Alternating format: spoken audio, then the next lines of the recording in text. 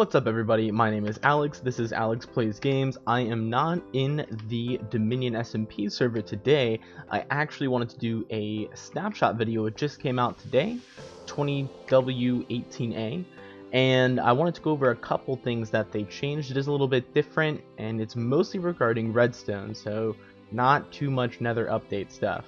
So the first thing that you'll notice is the redstone looks different when it's placed, and you can actually see the hitbox changes as well.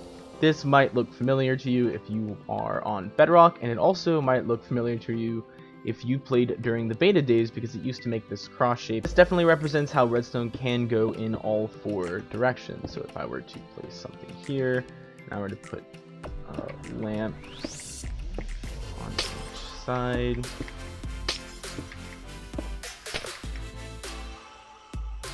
and there we go, all four powered. This is it works the same, it is just an aesthetic change.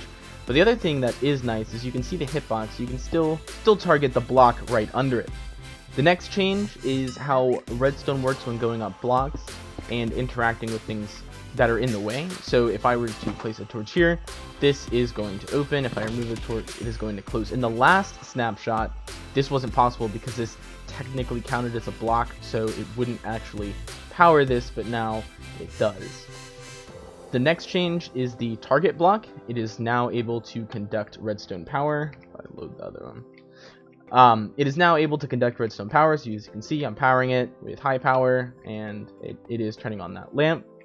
The next thing is that redstone actually going up here is no longer visual. So in the last version, this would have powered this block because technically the redstone would be going this way, and it was just showing as it was coming up here. However, now it does not power that block anymore.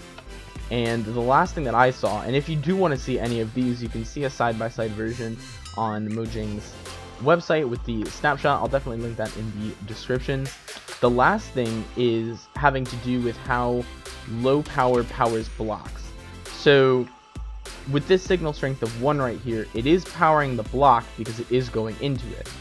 However, when it goes up, this is no longer powered, and because this is low powered, this redstone line isn't powered because it only had a signal strength of 1, and it's going into this block. This isn't being powered. However, because it is going into the block, even though it is only 1 power, it is powering the things that are connected to it. That is the last redstone change there. I'm going to go ahead and go on their website. I will scroll down and we'll go over the more technical behind the scenes changes.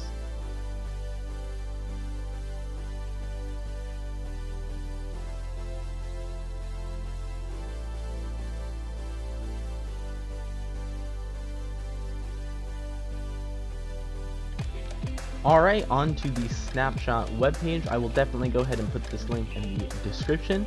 You can see the changes here and a before and after picture. Very similar to what I went ahead and put in the world that I just showed you guys. They did add an enable status effect to a server properties file. From reading it, all that looks like it does is when you load on your server screen right here, you can see how this does say online. It has a ping and everything. After reading this, it looks like they can set that to false, so it will appear offline and you won't be able to see that status. So they did add control over how much entity data a server sends over to clients, so that looks like this is definitely something for server owners. Advancement system changes. It looks like they did make a couple changes down here. So it looks like it's also possible to control what range the server sends data about entities to clients. So it looks like this is a big multiplayer fix. It looks like they're starting to focus on multiplayer and fixing that. I know that after 1.12, multiplayer performance really took a large hit. So it looks like they're trying to control how much data is being sent back and forth, which probably help TPS and latency as well. So it looks like they can go ahead and set that new option that was added last snapshot and set that server wide, so that way they can control it versus the client. Alright, so it looks like they did extended entity checks, so it looks like they used the loot table condition syntax. So you can see up here, if you did want to go in, it looks like this is JSON, so they have the actual trigger and then the conditions and what would happen from those different conditions. It looks like it's referencing the object that actually triggered the event. So you have your predicate, this is the mob, this is the condition and its properties, and then it actually just refers to that instance. Looks like the biggest change here is that, like in the loot table and that syntax, all the conditions in your top level, so right here, need to be met before that instance actually completes that trigger.